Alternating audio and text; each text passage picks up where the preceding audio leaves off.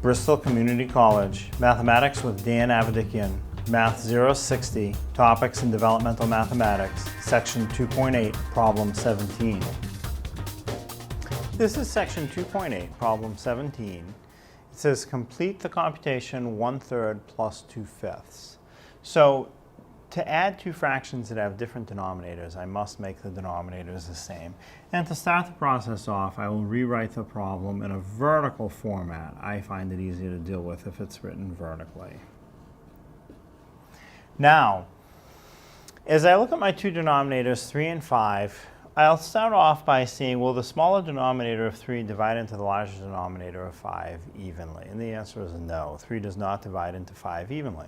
So next, take the larger denominator and double it. So that 5 doubles becomes 10.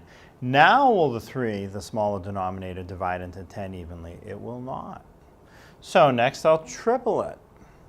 15. If I triple 5, I get 15. Will 3 divide into 15 evenly? The answer is yes, it will. So 15 is a good common denominator. It'll be the lowest common denominator. And if that didn't work, I would quadruple the next denominator and times 5 times 6, but times 3 worked well. So 15 will be my common denominator. Now what I want to do is find numerators that will make the fractions equivalent and keep a common denominator of 15. So for the upper fraction, if I look at the denominator, I notice it's a 3. 3 times some value becomes 15. It must be times 5. So the numerator of 1 will be multiplied times that same value of times 5. 1 times 5 is 5. Now I have 5 over 15. That is equivalent to 1/3. Now do the same thing for the lower fraction, the 2/5. What does the numerator have to be? So again, start with the denominators. The denominator of 5 times some value became a 15. It must have been times 3.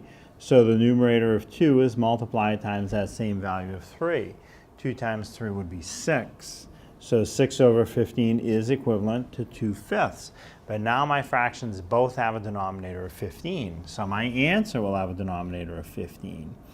Now to find the numerator, I'll combine the numerators of 5 and 6. I'm adding it in this problem, so I'll add 5 plus 6 more. 5 plus 6 more is 11. So I have 11 over 15. And you should check, can you reduce 11 over 15? Are there any values that divide into both 11 and into 15 evenly? The answer is no. There are no numbers that go into 15 and 11 both evenly. So 11 over 15 is the final answer. We're done.